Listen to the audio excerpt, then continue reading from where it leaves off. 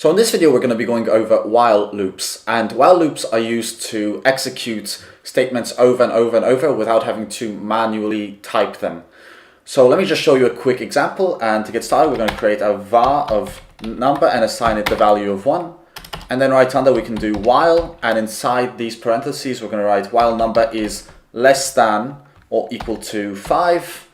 We're going to open up a block and write a print line statement. And inside here, we're going to type in line, and it's going to have to interpolate the number. And right under, we need to add the number each time this loop goes through. So what's happening here is we have specified a condition for the while loop, and as long as this evaluates to true, this will be printed over and over. And let's just play the program. So we're going to do Shift F10, and we are going to wait for it. And as you can see, it has executed 5 lines of code. That is because each time we go through this line, it increments the number by 1.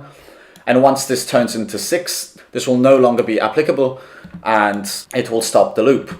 Now, it is very important you add a condition that turns this to false eventually, because if we just remove this and we click on play, you will have what we call an infinite loop, and this will go on forever, and it probably will crash eventually depending on your computer. But as you can see, it will print it for quite a while, and in fact it might even print it forever. And we can move on straight to the second example. So let's remove all of that and let's close this nasty window.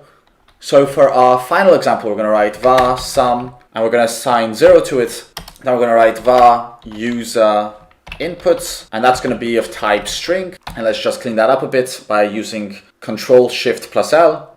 And right under, we are going to type some instructions for this one. So we're going to do print line, and we're going to do instructions.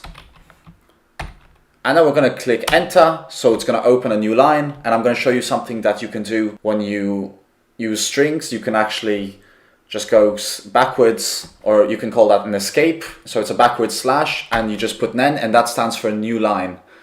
And inside here, we're going to write type in any whole number to add. Now we're going to click enter again. And down here, we're going to add another escape. So it's going to be backward slash n. And then we're going to write press.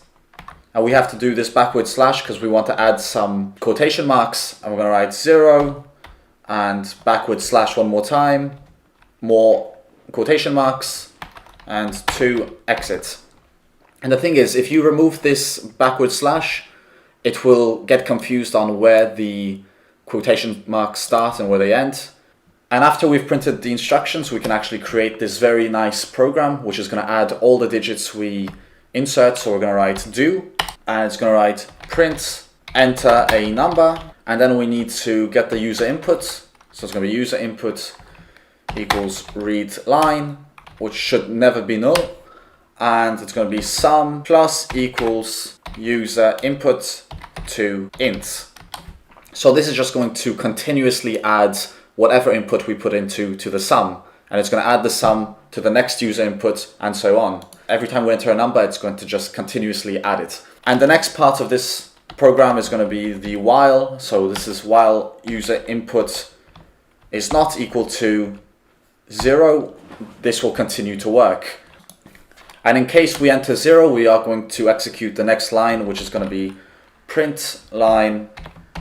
And it's going to take the total, and we are going to interpolate the sum. So as you can see, we get a list of instructions.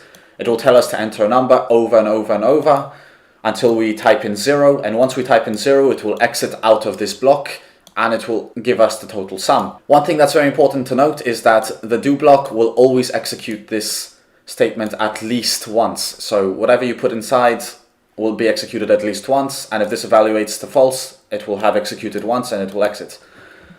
But let's click on play to see what the program actually does. And inside here we'll do 10, we'll do 55, we'll write 900, we'll write -99, and then we can do 17, and we will type in 0 to finish this program. And it will tell you the total of all of these is going to equal 883.